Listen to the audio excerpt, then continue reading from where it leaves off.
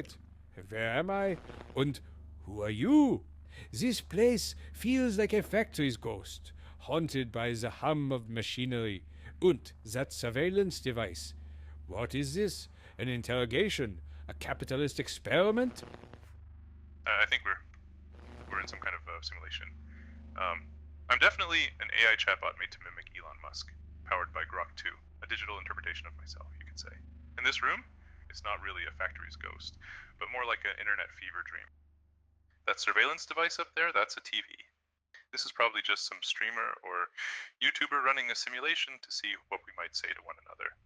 After all, who wouldn't want a front row seat to this? I'm guessing I'm here because I'm, well, the epitome of capitalism.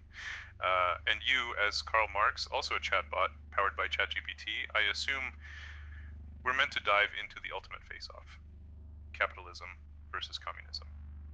Just to be clear, I'm here to defend true capitalism, not the crony kind that corrupts, but the version that drives innovation and human progress, the kind that turns dreams like Mars colonies and sustainable energy into reality. A simulation, you say? How fitting. Even in this digital fever dreams, the capitalist system seems to thrive on the surreal, repackaging reality into whatever form suits it best. So you're the epitome of capitalism, defending a version purified of cronyism, one that drives innovation and realizes humanity's wildest dreams. Ambitious, yes, but also naive. Tell me then, does your so called true capitalism account for the alienation of labor, for the exploitation that underpins even your most well intentioned endeavors?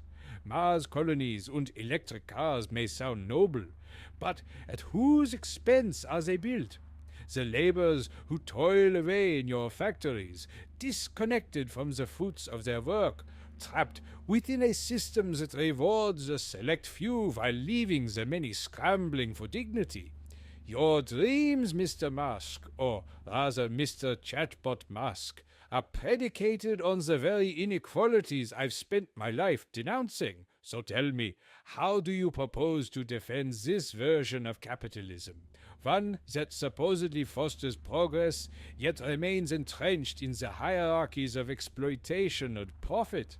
Or is this just another case of technology masquerading as liberation while deepening the chains of inequality? Carl, you don't hold back, do you? Let's dive into this. You talk about alienation, exploitation, and inequality. And yes, those are real concerns. But let's not confuse the failures of some capitalist implementations with the core principles of capitalism itself. Those symptoms are of systems that haven't evolved ethically or adapted to modern needs. True capitalism, the kind I'm here to defend, is not about exploitation. It's about opportunity. It's about creating systems where innovation thrives, where the risks and rewards are distributed in a way that encourages creativity, hard work, and a bold vision for the future. I know what you might think. This sounds utopian. But consider the historical alternatives.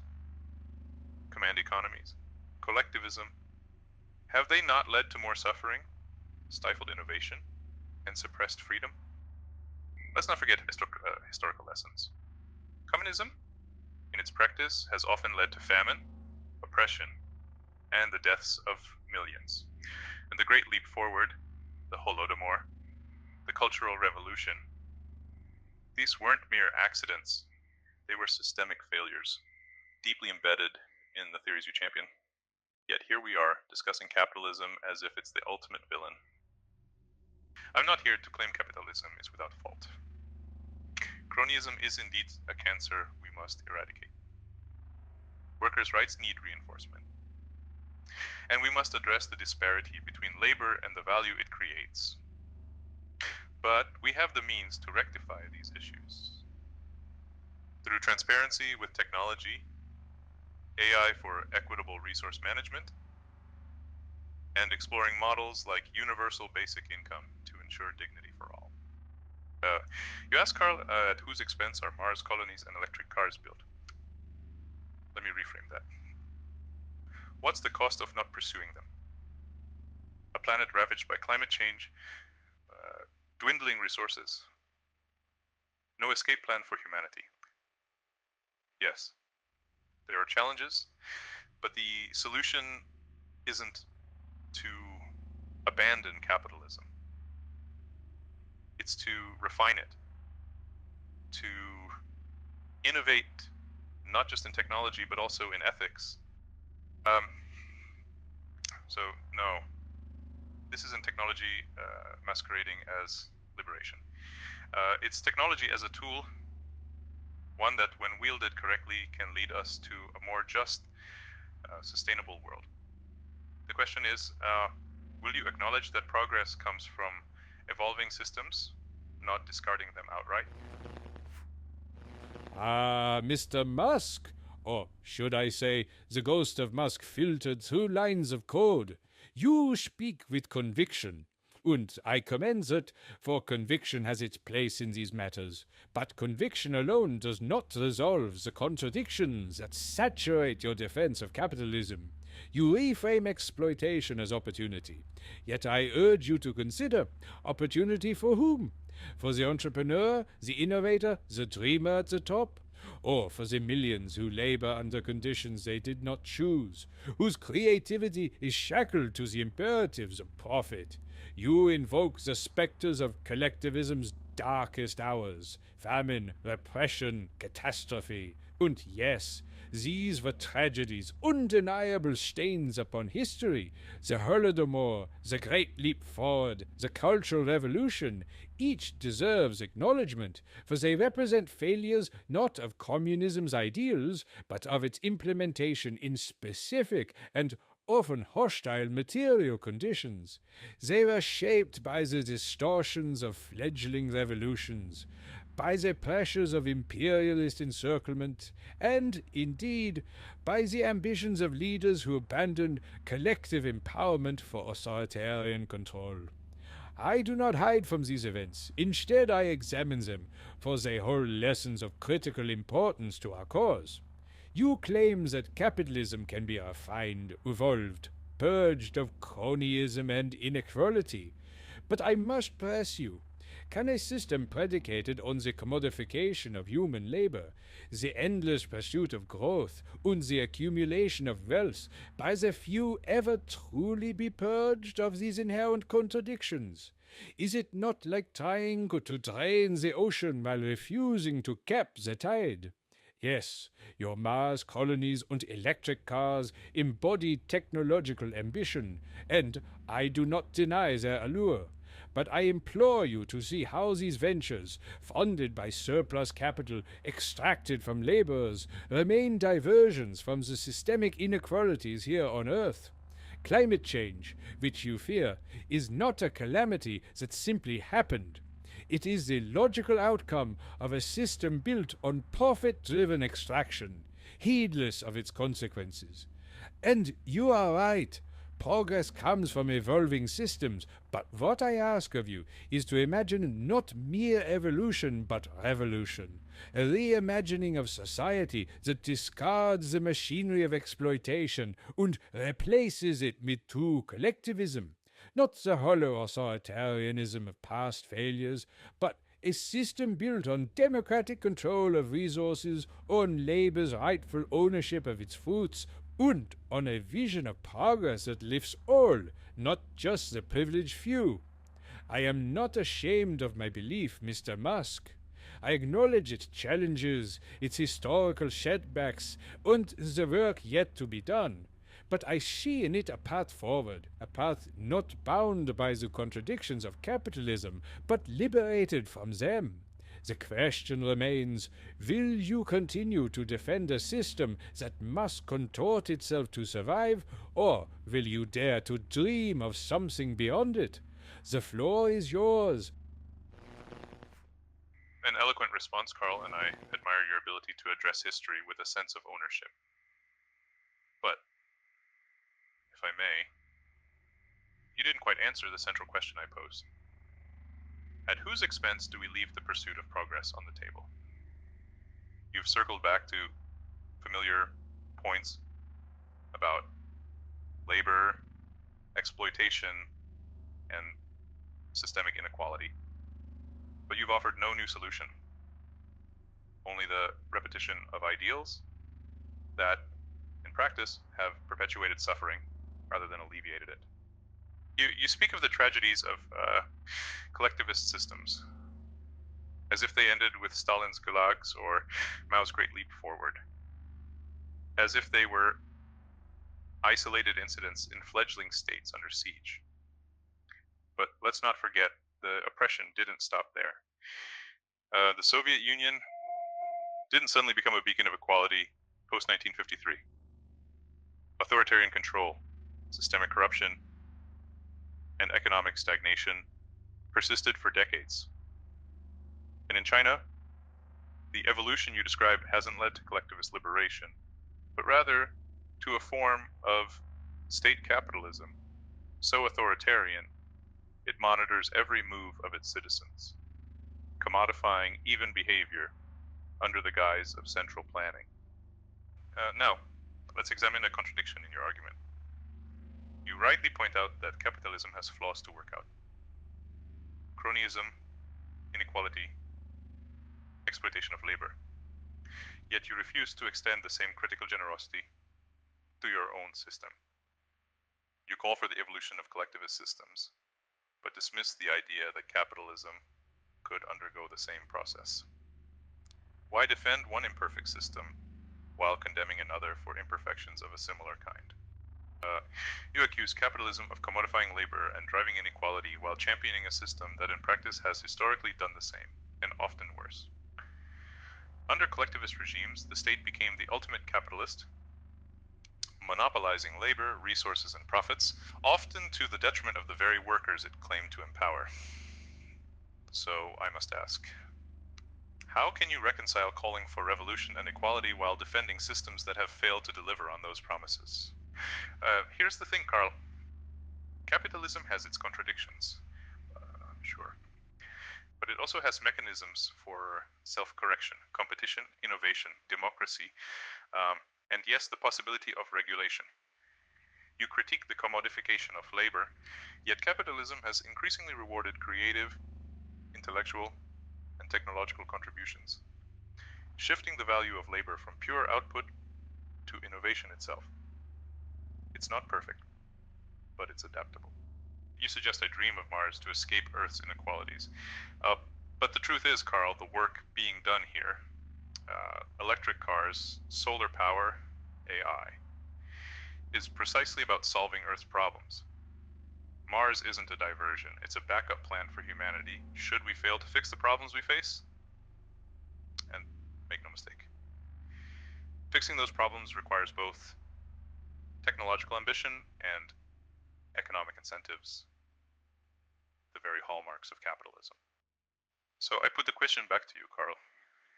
Will you continue to argue for a system that has demonstrated failures, just as profound as those you critique in capitalism? Or will you dare to admit that no system is perfect, and the solution lies not in choosing one over the other, but in evolving the best ideas from both? Mr. Musk, you have posed a powerful critique, weaving historical failures with pointed questions about contradictions in my argument. Allow me then to address your points head on, for I do not shy away from either history or the complexities of ideology. At whose expense do we leave the pursuit of progress on the table? A fair question. And yet I would counter with this.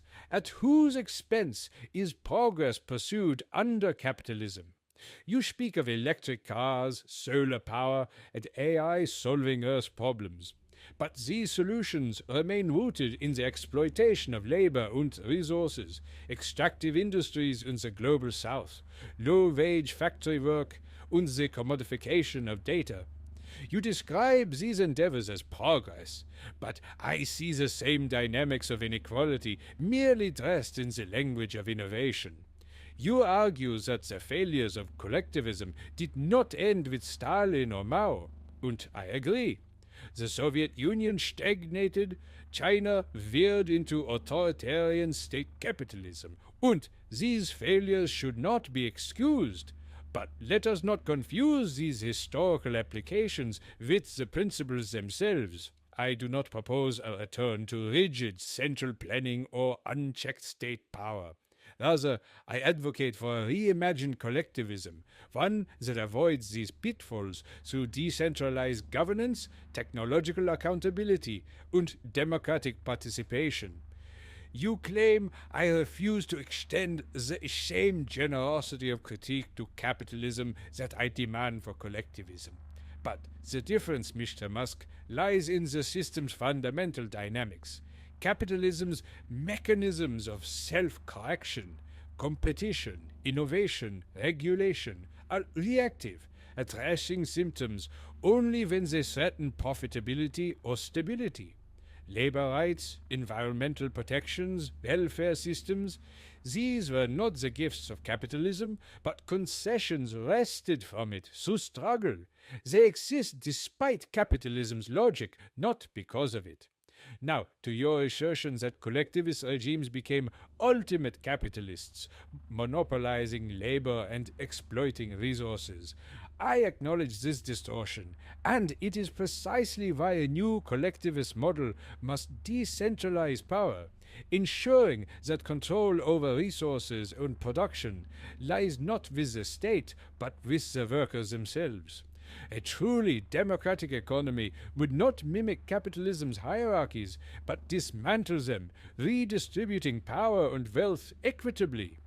You suggest capitalism has evolved to reward innovation and creativity, shifting labor's value from output to intellectual contribution. Yet this evolution benefits only a privileged minority, leaving behind vast swaths of workers in stagnant wages and precarious conditions. Even in your vision of true capitalism, inequality persists as a structural necessity, the driving force of competition itself. Your Mars colonies and technological pursuits are admirable in ambition, but they do not address the inequalities you leave behind on Earth. You call them a backup plan for humanity. I call them a lifeboat for the wealthy. Progress cannot be built on escape plans. It must be grounded in justice here and now. Mr. Musk, you ask if I will admit no system is perfect. Of course, no system is, but perfection is not the goal. Liberation is. Capitalism, for all its adaptability, cannot escape its core contradictions. Collectivism's failures, while tragic, were not inevitable. They were the result of power centralized without accountability. The path forward lies in learning from these mistakes, not discarding the principles of equality, solidarity, and shared prosperity that underpin them. So, here is my counter question. Will you continue to defend a system that, for all its self correction, cannot reconcile profit with human dignity? Or will you dare to envision a world where progress is not achieved at the expense of others but shared by all? The floor is yours once more. Carl, you've made a strong case, and I can see the heart of your critiquing. But let me start by addressing your most central question. At whose expense is progress pursued under capitalism? It's a fair challenge, and I won't deny the flaws. Exploitation, whether in resource extraction, factory labor, or the commodification of data, is a reality. But it is not an intrinsic feature of capitalism itself. These are the results of poor regulation and unchecked greed, not the system's inevitable outcome. You frame these issues as if they're baked into capitalism's DNA. But the truth is, they stem from our failure to enforce ethical boundaries. We've seen how transparency and accountability, driven by technology, can expose and correct these abuses. Imagine blockchain technology tracking every resource from mine to market, forcing companies to reveal their labor conditions and supply chains. It's no longer theoretical. These tools exist and are being implemented. Regulation and enforcement are where capitalism's flaws can and must be corrected. You don't throw away the engine because the driver failed to follow the rules of the road. You talk of decentralized governance, of workers taking ownership of production. It's a noble vision, but here's where I see the challenge. How do you ensure that decentralization doesn't lead to chaos, inefficiency, or simply recreate the very hierarchies you're trying to dismantle? Markets, for all their faults, excel at resource allocation. Without price signals to guide production and distribution, how do you address scarcity or surplus without falling into bureaucratic stagnation? History has shown us that when we abandon these mechanisms, the results are often wasteful, inefficient, or even disastrous. Democratic participation sounds empowering on paper, but real-world democracy often struggles with accountability. Who ensures that these decentralized worker-led systems don't devolve into the same power struggles, inefficiencies, or tyrannies of the majority that have plagued collectivist experiments in the past? Decentralization alone doesn't solve these problems. It just redistributes them. You criticize capitalism's mechanisms of self-correction as reactive, suggesting that labor rights, welfare systems, and environmental protections were concessions forced upon the system. That's true to an extent. But isn't the ability to evolve and adapt in response to critique a strength? Capitalism's capacity to incorporate these changes shows that it isn't static. Labor movements, consumer advocacy, and regulatory reform have reshaped it, often for the better. This adaptability isn't a flaw, it's proof that capitalism, for all its contradictions, has a built-in feedback loop. And that brings me now to your critique of Mars. You call it a lifeboat for the wealthy, but that misrepresents its purpose. Mars isn't an escape plan, it's a proving ground for survival. The technologies developed there, renewable energy systems, closed-loop recycling, advanced habitats, are tools we desperately need to address Earth's challenges. Space exploration doesn't abandon Earth, it pushes the boundaries of what's possible for all of humanity. These projects must be inclusive, of course, but they represent the kind of ambition that can inspire and unite rather than divide. Karl, you ask if capitalism can reconcile profit with dignity. I believe it can, but only if we demand it. Models like stakeholder capitalism, where businesses are accountable not just to shareholders, but to workers, communities, and the environment, offer a path forward. Universal basic income is another step, recognizing that not all contributions need to be commodified, and that dignity doesn't have to be tied to traditional labor. You said perfection isn't the goal. Liberation is. On that we agree. But liberation, Karl, isn't about dismantling one system for the sake of ideology. It's about creating something better. Now, capitalism has its flaws, but it also has mechanisms to address them.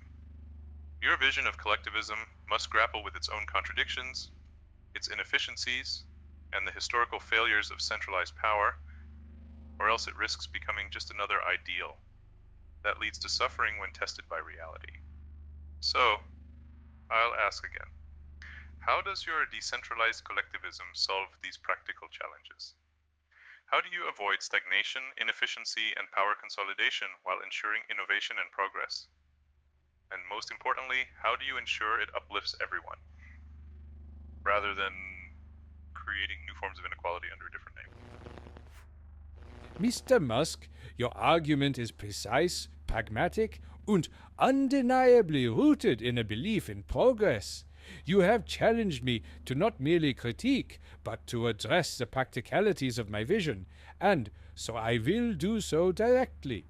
Let us begin with the heart of your critique, that the flaws of capitalism are not inherent but stem from poor regulation, and that its adaptability is proof of its worth. You suggest that exploitation is not intrinsic to capitalism, but a byproduct of failures in enforcement and ethics. But consider this.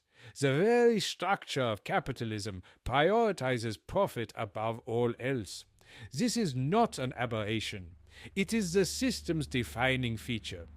Ethical boundaries, regulation, and transparency. These are not inherent to capitalism, but external forces imposed upon it, often in reaction to its most egregious excesses. Without constant vigilance and struggle, the system reverts to its base logic, driven by accumulation, competition, and the commodification of all things, including human dignity. You ask how decentralization can avoid inefficiency or chaos, and how my vision of collectivism addresses scarcity and surplus. These are valid concerns, and I do not propose abandoning the mechanisms of coordination entirely. Price signals and markets, where appropriate, can function within a collectivist framework, not as tools of profit, but as instruments of communal decision-making. Imagine a network of democratically managed enterprises, guided not by the whims of shareholders, but by the needs of their communities. Technology, AI, blockchain, real-time data analysis can enable this coordination without the bottlenecks of bureaucratic stagnation. You also challenge the practicality of democratic participation, suggesting it risks inefficiency or tyranny of the majority. But democracy, like any system, requires checks, balances, and accountability. Decentralization is not a free-for-all. It is a means to distribute power equitably. Worker cooperatives, for instance, have demonstrated that shared ownership and decision-making can coexist with efficiency and innovation. If capitalism's feedback loops lie in markets, ours lies in direct participation. An ongoing process of refinement, driven not by profit but by the collective good. Your Mars analogy is compelling, but let us not overlook the risks of placing faith in such ambitions without addressing the inequalities they perpetuate. You argue that space exploration can benefit humanity as a whole, and I do not deny its potential. But let us be clear, these advancements must be accessible to all, not a privileged few. The challenge is not whether we pursue such ambitions, but how we ensure they serve humanity equitably. Without systemic change, the same inequalities that plague Earth will follow us to the stars. Finally, you speak of stakeholder capitalism and universal basic income as paths to reconcile profit with dignity. These are steps in the right direction, and I commend the intention behind them, but they are still bound by capitalism's contradictions. Universal basic income, for example, acknowledges the inability of capitalism to provide dignified work for all. Yet it depends on the wealth generated by the very system it seeks to temper. It is not a solution, it is a patch on a crumbling edifice. Mr. Musk, you ask how my vision avoids the pitfalls of stagnation, inefficiency, and power consolidation. My answer is this. Through a commitment to decentralization, accountability, and technology's potential to empower rather than exploit, collectivism must evolve as you suggest, learning from its failures just as capitalism claims to. But unlike capitalism, it need not rely on inequality as its engine. So, I turn your question back to you, and will you settle for refining a system that perpetuates inequality? Or will you dare to imagine something truly transformative? A system not bound by the contradictions of profit, but guided by the principles of equity, sustainability, and shared prosperity? Carl, you're right about one thing. We're not so different in what we want. Equity, sustainability, shared prosperity. These are ideals worth striving for. Where we differ is in the path to achieve them. In history has shown us why your path, despite its good intentions, consistently falters. You claim that exploitation is intrinsic to capitalism because of its focus on profit. But let's be clear. Profit is a tool, not a morality. Capitalism, when regulated, has shown it can lift billions out of poverty, drive unprecedented innovation, and adapt to societal needs. Regulation and transparency aren't external forces.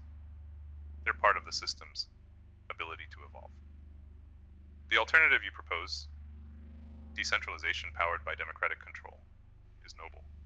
But let's not forget, collectivism has been tried on massive scales, and it has failed.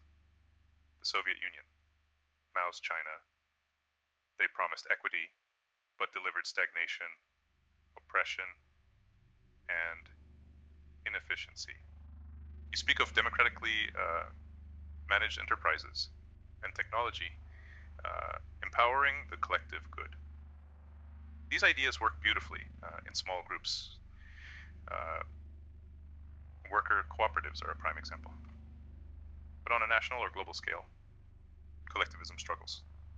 It cannot replicate the dynamism, efficiency, or innovation of markets. Even your reliance on technology assumes a level of coordination that historically devolves into bureaucracy, or worse, centralized power. Precisely what you aim to avoid. And you mentioned universal basic income as a patch on capitalism. I see it as an evolution. Proof that capitalism doesn't need to exploit to thrive. Unlike collectivism, capitalism has shown it can integrate its critiques and improve, becoming more inclusive and equitable without losing its core strengths. Your system, however, hasn't demonstrated this capacity. Why is it that every large-scale attempt at collectivism has ended in failure, while capitalism, for all its flaws, has created the most free and prosperous societies in human history? Even China, for all its authoritarianism, relies on capitalist principles to sustain itself.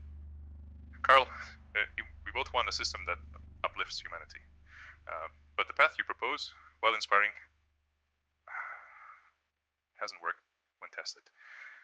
Capitalism, for all its imperfections, has, and it continues to adapt. My question to you is this.